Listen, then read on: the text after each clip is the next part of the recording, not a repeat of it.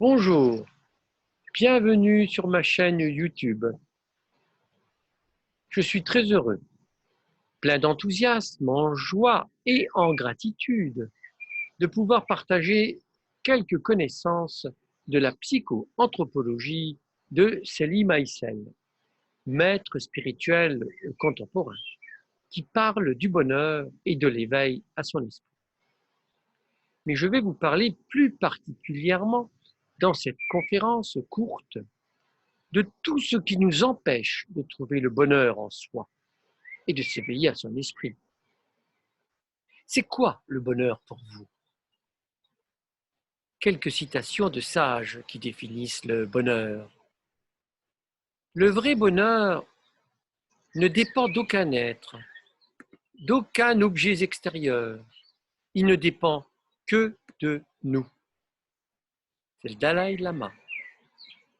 Sénèque, 58 ans après Jésus-Christ, a dit « L'homme heureux est celui qui se contente du présent, quel qu'il soit. » Selim Aïssel, maître spirituel contemporain, fondateur de la psychoanthropologie, l'être humain rêve de lointain et d'exotique, alors que le bonheur est toujours là, tout proche, devant sa porte. Il est vrai, nous constatons, que nous sommes à une époque où existe tellement de conflits, de violences et de barbarie, tellement de scandales financiers, économiques, politiques, alimentaires, tellement de problèmes sociaux, tellement de catastrophes naturelles, de pollution en tout genre et de santé, comme la pandémie actuelle que nous subissons. Ces forces négatives à l'œuvre dans le monde extérieur agissent aussi en l'être humain et empêchent de trouver ce bonheur en soi, qui se trouve dans son essence spirituelle, son esprit, dont les qualités sont l'amour, la compassion, la joie, la sérénité et la clarté. Cette vision claire de soi-même et des autres et du monde. Selim Aïssel nous dit qu'être heureux, c'est être bien à l'intérieur de soi, être bien avec la situation, être bien avec les autres, ses proches, ses amis et avec tous ceux que nous rencontrons, toujours. C'est accepter ce qui est présent ici et maintenant, à l'extérieur comme à l'intérieur de soi. C'est ce qui veut bien dire que le bonheur véritable est tout proche de nous, comme le dit Selim Aïssel, au fond de nous. Il n'est pas à aller chercher ailleurs, certainement pas à l'extérieur, comme je le pensais avant de rencontrer la psychoanthropologie et Selim Aïssel il y a 27 ans. Mais concrètement, comment aller chercher en soi ce bonheur? Eh bien, c'est de dépasser tout ce qui nous en empêche, ce qui nous empêche intérieurement d'accéder à ce bonheur en soi. La psychoanthropologie nous indique quels sont les obstacles à dépasser, à maîtriser, ces empêchements au bonheur et à l'éveil à notre esprit. Il s'agit donc de reconnaître en soi tous ces empêchements et puis de mettre en place d'autres façons de penser, de ressentir, d'autres façons d'entrer en relation avec soi-même, les autres et le monde, et également d'autres façons d'agir. Mais pour reconnaître ces empêchements au bonheur et à l'éveil à son esprit, il faut au préalable savoir en tout cas, quoi regarder en soi, avoir certaines connaissances. C'est le but de cette courte conférence. La psychoanthropologie nous dit il y a 3 grands empêchements à notre bonheur, mais aussi à l'éveil à notre esprit. Premier empêchement, ce sont toutes les illusions que nous avons sur nous et tout ce qui nous entoure, sur tout ce qui nous entoure, les autres, les choses. Quelques illusions que j'ai pu observer chez moi, sur mon chemin spirituel, ce chemin de connaissance de soi, la psychoanthropologie. Je pense être calme, Mais alors qu'à la première opposition aux contrariétés, ça s'irrite, ça s'énerve, ou ça s'agace en moi, et parfois ça se met même en colère. Je pense être bon et ouvert aux autres, alors que souvent je ne fais même pas le cadeau d'un sourire à l'autre.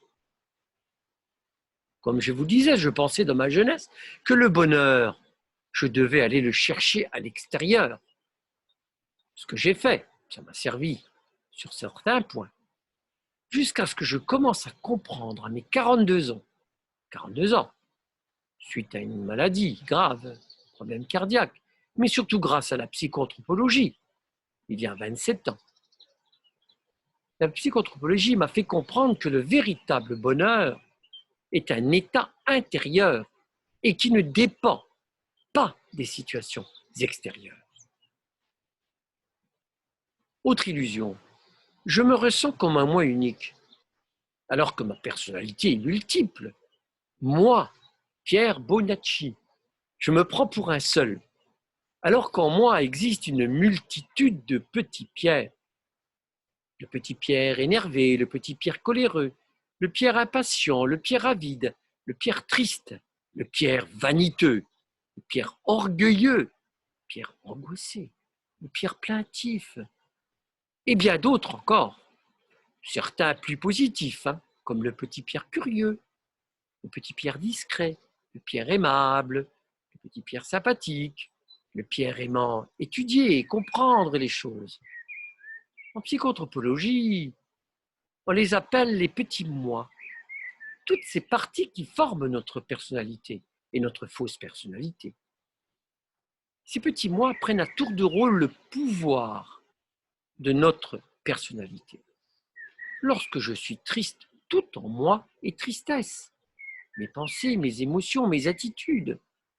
Lorsque je suis en colère, tout en moi est colère.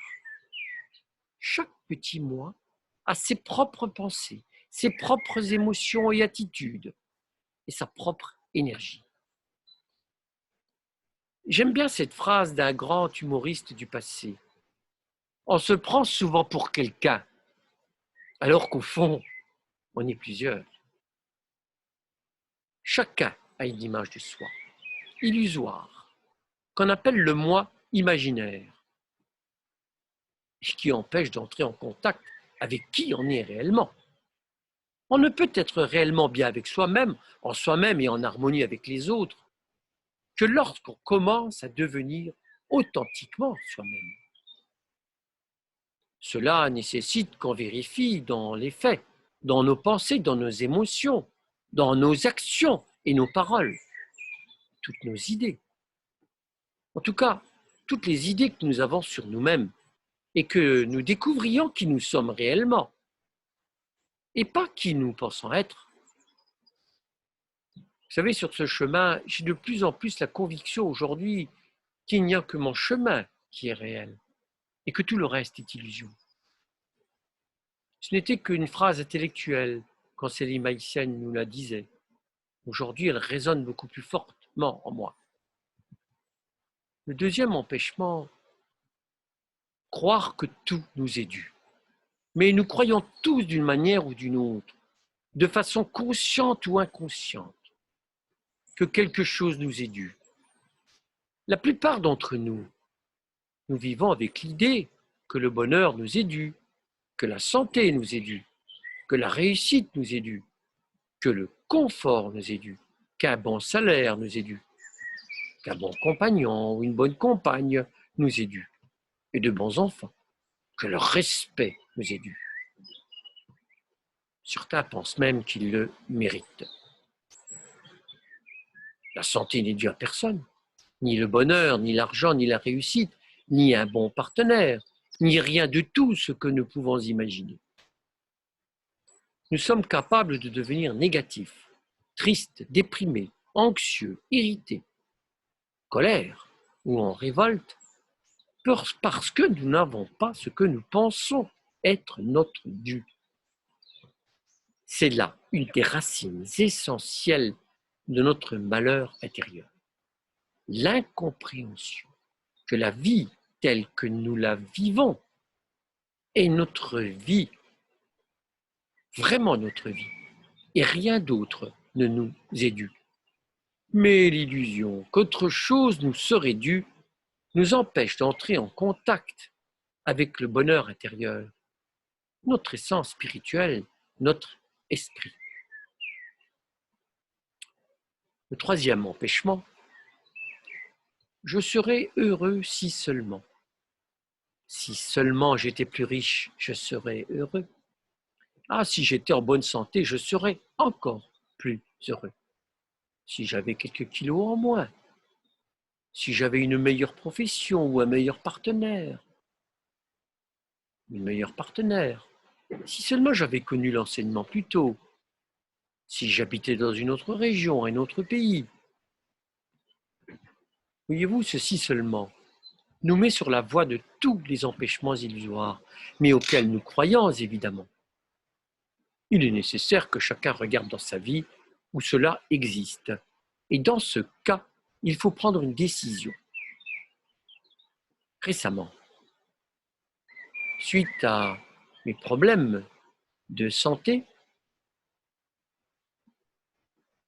je me devais admettre la réalité de ma maladie. Je ne pouvais plus faire comme avant. J'ai donc pris la décision d'accepter mon état, d'en tenir compte et de continuer à être actif et au service de ma famille, des autres, d'une autre manière. J'ai accepté que l'on m'aide. Et toutes ces personnes, je les en remercie, car ils m'offrent la possibilité de prendre un peu de recul par rapport au faire et d'axer beaucoup plus mon énergie dans la qualité de nos relations et d'avancer avec eux sur ce chemin du bonheur et de l'éveil spirituel. Quelques autres empêchements liés à nos illusions et à notre ignorance. L'attachement à nos façons de penser, toutes ces pensées illusoires, ces pensées toutes faites, ces pensées sclérosantes, bien sûr, et limitantes. Le jugement. Au lieu de comprendre les autres et soi-même, nous jugeons tout le temps. C'est vrai, c'est malheureusement un mode de fonctionnement presque continuel, de façon consciente ou inconsciente en nous. Et puis vous savez, il y a l'attente, ce que nous attendons des autres, l'exigence, la plainte, les reproches aux autres. J'attends que l'autre change. J'exige qu'il fasse comme je lui dis.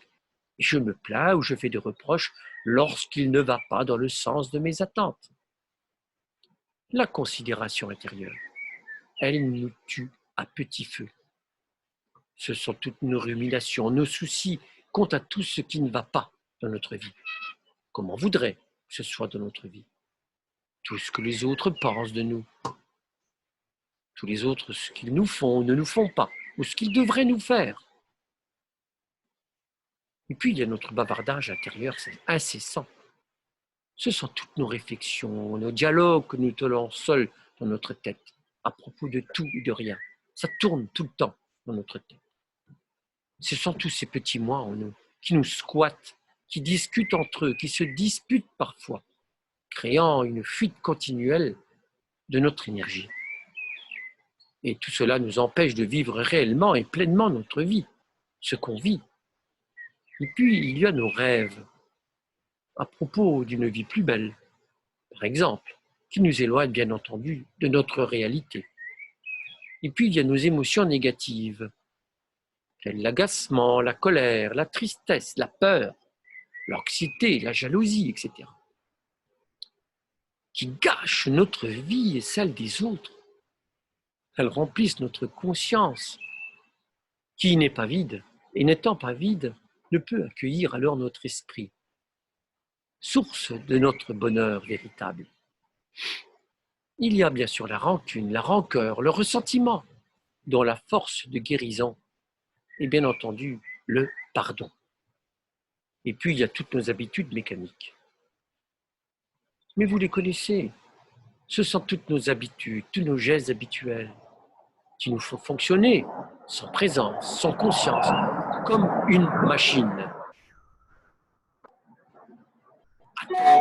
A-t-on déjà vu une machine être heureuse, se libérer, s'éveiller, se réaliser spirituellement? nos attitudes et nos paroles malveillantes, méchantes également, qui alourdissent notre karma à compenser et repoussent toujours plus loin notre possibilité d'atteindre notre bonheur ou notre éveil spirituel. Et puis, il y a toutes nos addictions, nos dépendances qui nous emprisonnent. Nos drogues, pour certains, l'alcool, toutes nos dépendances affectives, dépendances aux ordinateurs, aux portables, aux aliments ou à certains aliments, comme le sucre, au sexe pour certains, à l'argent, au jeu, à l'agitation, à toutes ces montées d'adrénaline que nous recherchons, comme dans les sports extrêmes.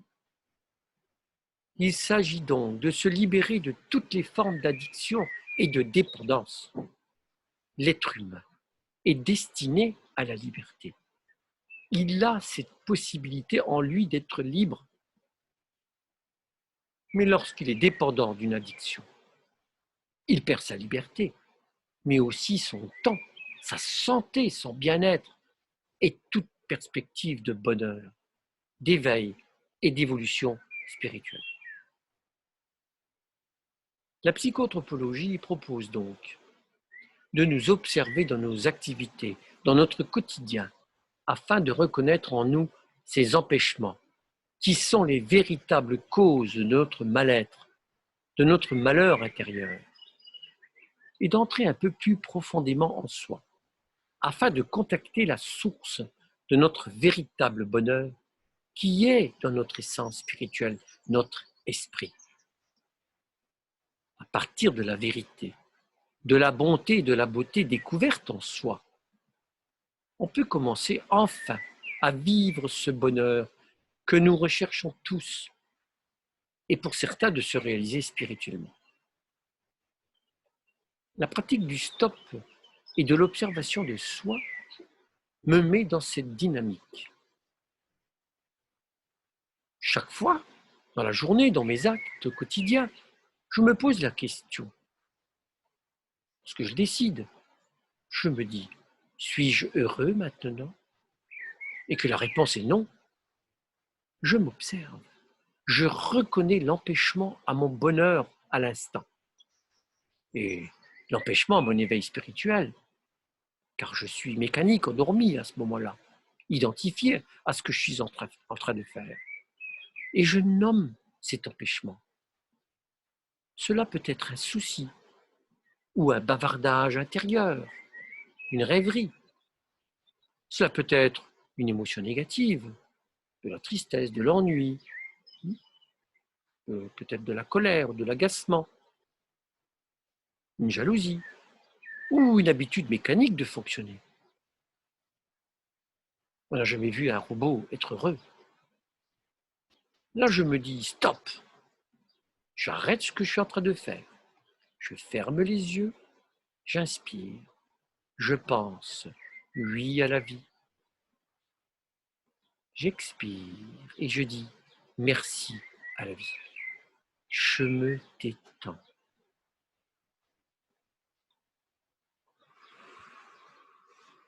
J'ouvre les yeux et je découvre à partir d'un autre état intérieur tout ce qui m'entoure.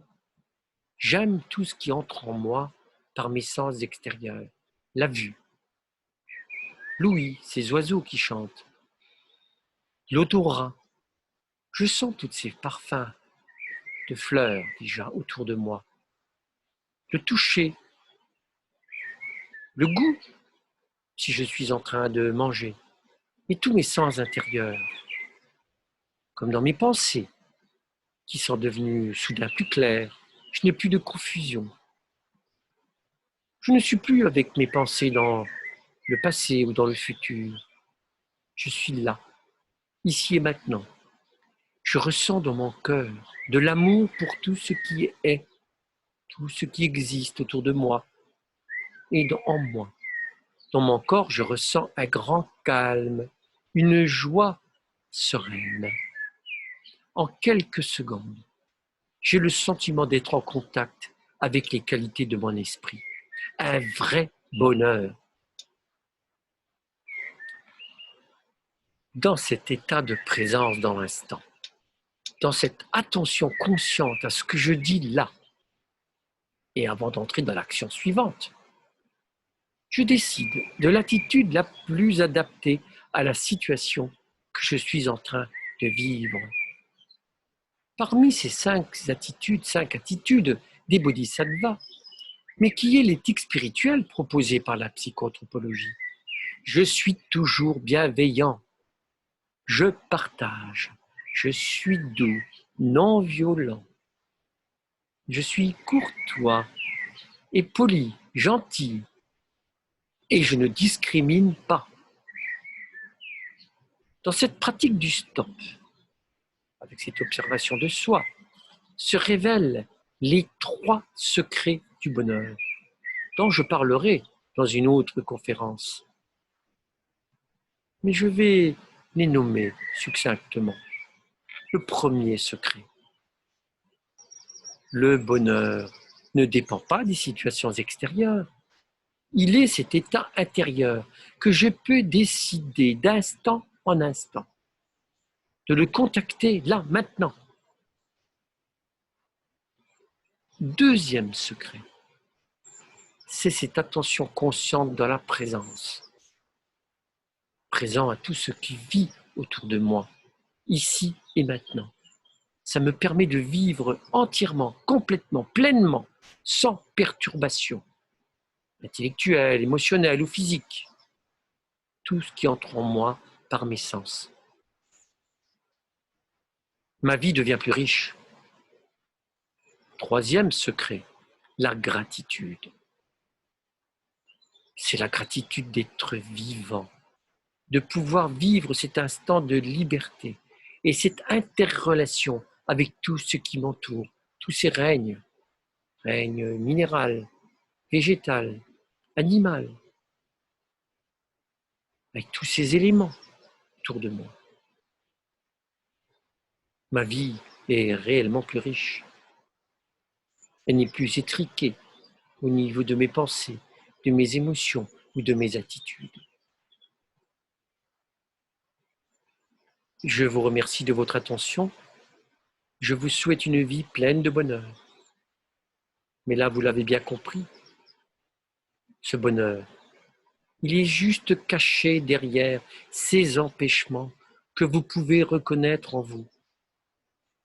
En décidant dans la journée de faire des stops et vous observer le plus possible dans vos actes quotidiens, dans toutes les situations et relations que votre karma, bien entendu, vous amène, mais pour les dépasser et les transformer et aller vers ce bonheur tant recherché par nous tous.